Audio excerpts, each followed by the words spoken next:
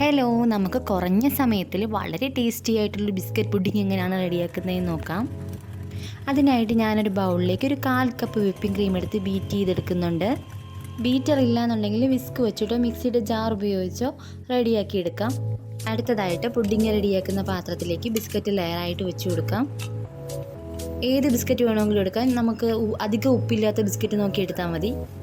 Biscuit ഒന്ന് കുറച്ച് soft ആവാനായിട്ട് ഞാൻ ഒരു 1/4 കപ്പ് പാലിൽ 1 സ്പൂൺ ബൂസ്റ്റ് കൂടി ചേർത്തൊന്ന് മിക്സ് ചെയ്ത് ഒഴിച്ചു കൊടുക്കുന്നുണ്ട്. അടുത്തത് നമ്മുടെ വിപ്പിംഗ് ക്രീമിൻ്റെ ലെയറാണ്. ശേഷം കുറച്ച് ചോക്ലേറ്റിൽ കുറച്ച് വിപ്പിംഗ് ക്രീം കൂടി ആഡ് ചെയ്തൊന്ന് മെൽറ്റ് ചെയ്തെടുത്ത് ഒഴിച്ചു കൊടുക്കുന്നുണ്ട്.